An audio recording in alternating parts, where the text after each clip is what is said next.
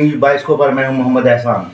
आज हम आपसे रूबरू करवाएंगे जदयू के वरिष्ठ नेता खीरू जी को और उनसे बात करेंगे कि उनके कार्यकाल में अभी तक क्या उन्होंने किया और आगे क्या उनका लक्ष्य है, जो 2024 में वो अपने पार्टी का नेतृत्व करके झारखंड में अपना पार्टी का विस्तार करेंगे।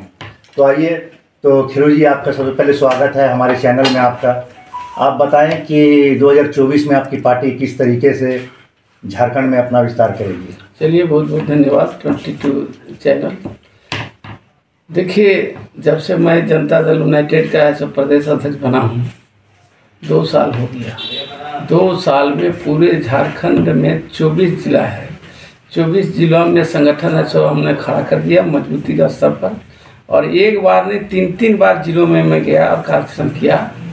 और जिला अध्यक्ष के अलावे प्रखंड अध्यक्ष भी सभी जिलों में ऐसे पूरे झारखंड में बना है मेरा, और अभी पंचायत अध्यक्ष भी ऐसे कई जिलों में बन चुके हैं। और अभी फिलहाल में ऐसे जिला सम्मेलन भी हुआ, उसमें हमारे माननीय मंत्री अशोक चौधरी भवन निर्माण मंत्री रहे, फिर विजय सिंह ऐसे मंत्री रहे, और ये आपके मनोज यादव भी है सो विधायक हैं, वो भी रहे। इस तरह से सभी जगह कार्यक्रम हुआ है।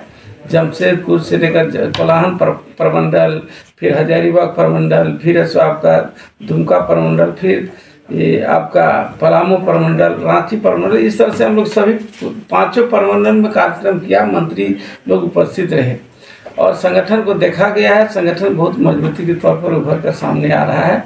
और अभी जदयू का जितने प्रकोष्ठ अभी बनाए हमने, महिला प्रकोष्ठ, युवा प्रकोष्ठ, किसान प्रकोष्ठ, और फिर है सो आपका बुद्धिजीवी प्रकोष्ठ, और फिर आपका है सो ये अनुसूचित जाति प्रकोष्ठ, सभी प्रकोष्ठ पूरे झारखंड में काम कर रहा है और संगठन को एकदम मजबूती के तौर पर ऐसे उभार कर सामने ला रहा है।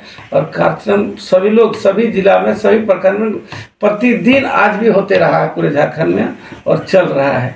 इसलिए संगठन अभी हम लोग बहुत आगे बढ़ा चुके हैं, और आगे बढ़ाते हुए हम लोग ऐसा लक्ष्य साध लिया है कि 2024 में यहाँ लोकसभा और विधानसभा का चुनाव होगा।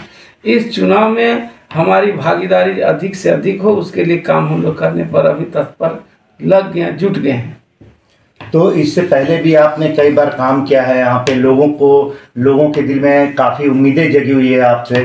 तो कुछ लोगों को संदेश दीजिए कि आने वाले 2024 में उनके साथ कैसा मतलब कि रहेगा।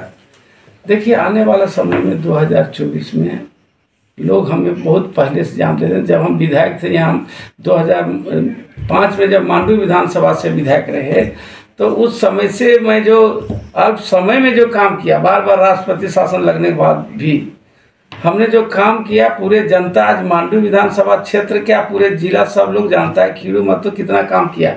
और आज कहीं कोई उंगली नहीं उठा सकता खीरू महतो नहीं कोई काम किया। जहाँ पानी की व्यवस्था नहीं था, जहाँ बिजली का व्यवस्था नहीं था, यहाँ तक कि ऐसा प्रखंडों में सब जगह ऐसा मैंने ऐसा बिजली का ऐसा सब स्टेशन बनाया। तो सब जगह, चाहे चुरचू जंगल हो, चाहे बिशुनगढ़ का इलाका हो, चाहे तो आपका मांडू का इलाका हो, चाहे डाड़ी प्रखंड का इलाका हो, संपूर्ण क्षेत्र में अपने कार्यकाल में मैं अपने विधानसभा के अतिरिक्त दूसरे जिला में भी हम काम करने का काम किया है। इसलिए जनता दल यूनाइटेड के तरफ से हमारे माननीय लोकप्रिय मुख्यमंत्री जो नीतीश कुमार हैं, मुझे राज्यसभा में सबसे पहले प्रदेश अध्यक्ष बनाए और राज्यसभा का सांसद मुझे नियुक्त किए हैं। इसके तहत हम ऐसे पूरे कार्य कर रहे हैं पूरे क्षेत्र में कि हमारा आने वाला विधानसभा में अधिक मेरे उम्मीदवार खड़े होंगे और जीत कर आएंगे। जो शून्यता अभी लग रहा है वो 2024 में एकदम ऐसे ताकतवर के रूप में जनता दल यूनाइटेड उभर कर सामने आएगी, जीत कर आएगा। तो 2024 में ये अगर आपकी पार्टी आती है तो ये बढ़ती हुई महंगाई को कैसे, इस पर आप क्या कहेंगे? ये जो बढ़ती हुई महंगाई है, रोज़गार की समस्या काफ़ी है, इसमें आप 2 शब्द इसमें भी देखिए, महंगाई बेरोजगारी की जो समस्या है, ये तो केंद्र सरकार जानबूझकर इसको ऐसे परेशान कर रही है। बेरोजगारी का लीजिए तो पूरे देश में आज आउटसोर्सिंग का है सो ओपन खुला हुआ है। मैंने जो राष्ट्रीयकरण नियम बना था, अधिनियम बना था, वो है सो उसको धत्ता बताया जा रहा है। अब जितने भी सब्सिडी था, जितना भी ऐसा अंडर लिमिटेड था, कहीं एक बहालियाँ नहीं हो रही है और सब आउटसोर्सिंग। इवन यहाँ तक कि सरकार में भी है सो आउटसोर्सिंग में, हॉस्पिटल हो जहाँ हो सब जगह आउटसोर्सिंग चल रहा है, बहाली नहीं हो रही है। और लोग है सो त्राहिमाम आउटसोर्सिंग में रहते हैं। लोग कुछ दिन के बाद आंदोलन करना शुरू करते हैं, धरना शुरू करते हैं, बीच में हटाया जाता है कि आप ऐसा आवश्यकता नहीं है।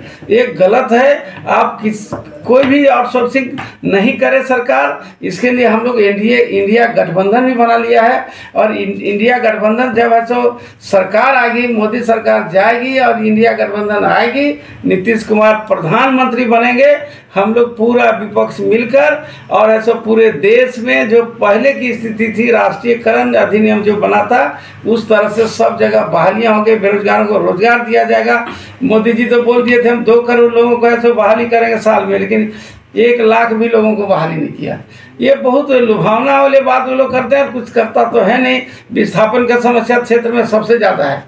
नौकरियां नहीं मिल रही है, ज़मीन चली गई है, आज 40-45 वर्षों से ज़मीन चली गई, कट गया, ले लिया, कंपेशन नहीं मिला। जिन लोगों को नौकरी कंपनी भी कुछ दी वो सब रिटायर हो गए, सब घर में बैठ गए हैं, लेकिन उसका कंपेशन नहीं मिला। एक तो 3 एकड़ पर ज़मीन पर नौकरी मिलती थी, और 3 एकड़ में अभी ऐसा कंपनी आज जो भी देखती ना है भाई, 1 एकड़ में हमको अभी अगर 1 करोड़ 2 करोड़ देना होगा तो 3 एकड़ है तो हमको सारा 6 करोड़ 5 करोड़ देना होगा, अरबों खरबों देना होगा।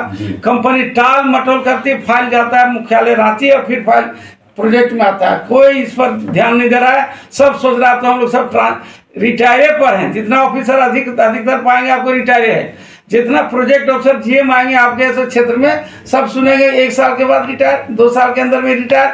वो सोचता है कैसे हम खाएं, कैसे कमाएं, कैसे लूटें और ऐसा हम रिटायर हो जाएं। यही स्थिति है। जनता त्राहिमाम है, विस्थापित त्राहिमाम है। कोई काम जिस तरह से होना चाहिए नहीं हो पा रहा है।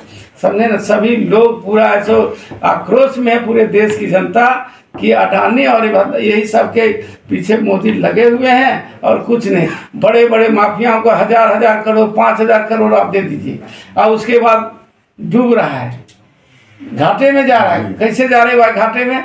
और उसका घाटे को कौन पूरा करेगा? केंद्र सरकार। कैसे घाटा पूरा करेगा?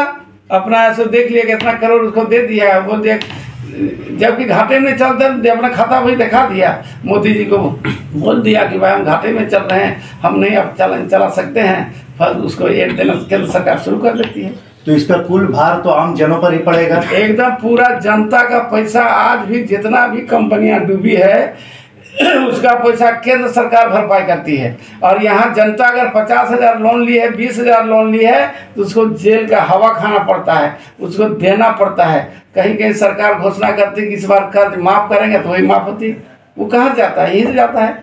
पब्लिक का पैसा, जनता पूरा देश का पैसा जाता है। वो केंद्र सरकार करोड़ों माफ़ कर रही है और यहाँ है सब 50-25 लाख रुपया जो लिया उसका जेल का हवा खाना पड़ता है। ये तो गरीबों के साथ अन्याय हो रहा है, अन्याय हो रही है। इसलिए इस बार इंडिया गठबंधन की सरकार बनेगी केंद्र में, और ऐसे पूरे तन मन से सबके सोच एकदम बिल्कुल स्पष्ट हो गया है कि इस बार इंडिया गवर्नमेंट बनेगी वहाँ केंद्र में। हर हाल में इस सरकार को हटाना है और जनमानस भी इसको मान लिया है। और महंगाई भी ऐसो जो बढ़ रही उसको भी रोक लगाएगी।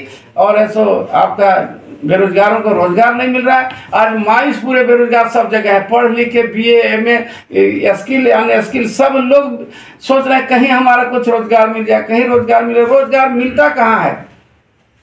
कहीं नहीं मिल रहा है। और जबकि संभावनाएं बहुत है और बहुत है, सब पोस्ट खाली है लेकिन नहीं भरा जा रहा है। ये तो स्थिति बन गई है।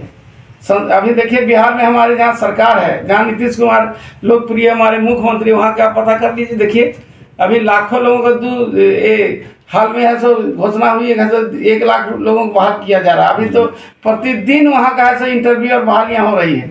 लेकिन यहाँ देखिए आप सामने कुछ नहीं हो रहा है। अभी भी कुछ शिक्षकों को यहाँ बहाली हो रही थी या हुआ है या होने की संभावना है। तो सुप्रीम कोर्ट जो ऑर्डर दिया है कि सबको बहाल करना है, बहुत गलती हुई है बहालियाँ में, तो उन लोगों को बहाली हो रही। नया तो को बहाल नहीं हो रहा है, कहीं फॉर्म नहीं भरा रहा नया टीचर के लिए। जो लोग थे वही लोग को हो रहा है। तो बहुत कुछ है समस्या, सब पर हम लोग ऐसे बात करेंगे जब इंडिया की सरकार आएगी। क्योंकि ये सरकार को भी अस्थिर करने के लिए भारतीय जनता पार्टी सभी जगह विपक्ष के जहाँ सरकार है ED को लगा रही है, सब जगह ईडी तुरंत छापामारी कर रहा, सब जगह कैसे डिस्टर्ब करे, जो ये लोग है सो पार्लियामेंट में है सो नहीं इंडिया गवर्नमेंट बन सके उसके लिए पूरे काम कर रही केंद्र सरकार, सिर्फ विपक्षी लोगों के ऊपर में। और अपने जहाँ सत्ता में कहीं जाता है ईडी का, कहीं नहीं जा रहा है। और जहाँ वो आदमी जिस पर ईडी लगा है, अगर वो आदमी भाजपा में ज्वाइन कर गया तो उसको माफ हो जाता है, ईडी सूख जाता है। यही तो स्थिति है। ये लोग जनता, पूरे देश की जनता देख रही है ये सरकार क्या कर रही है। केंद्र सरकार जो ऐसा आज तक नहीं हुआ था वो हो रहा है। राजतंत्र ये लोग लागू करना चाहता है एनडीए गठबंधन की सरकार, इसलिए इस बार इंडिया गठबंधन आएगा और एनडीए गठबंधन जाएगा।